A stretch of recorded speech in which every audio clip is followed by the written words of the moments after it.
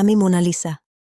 অনেকেই আমাকে চেনে আমার রহস্যময় হাসির জন্য, কিন্তু খুব কম মানুষই জানে আমার জন্মের গল্প। প্রায় ৫০০ বছরেরও বেশি আগে ইতালির সুন্দর শহর ফ্লোরেন্সে আমাকে আঁকা শুরু হয়েছিল। সময়টা ছিল আনুমানিক সহস্র ৫০৩ সাল।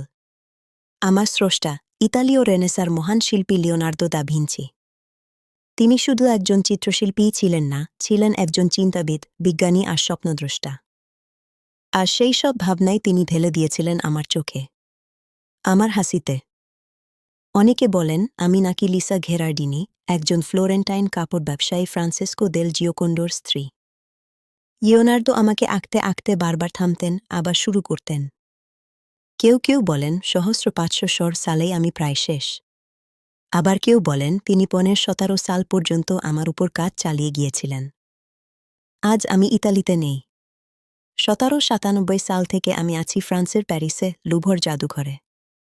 প্রতিদিন হাজার হাজার চোখ আমার দিকে তাকিয়ে থাকে। কেউ খোঁজে আমার হাসির রহস্য, কেউ আমার চোখে লুকোনো গল্প।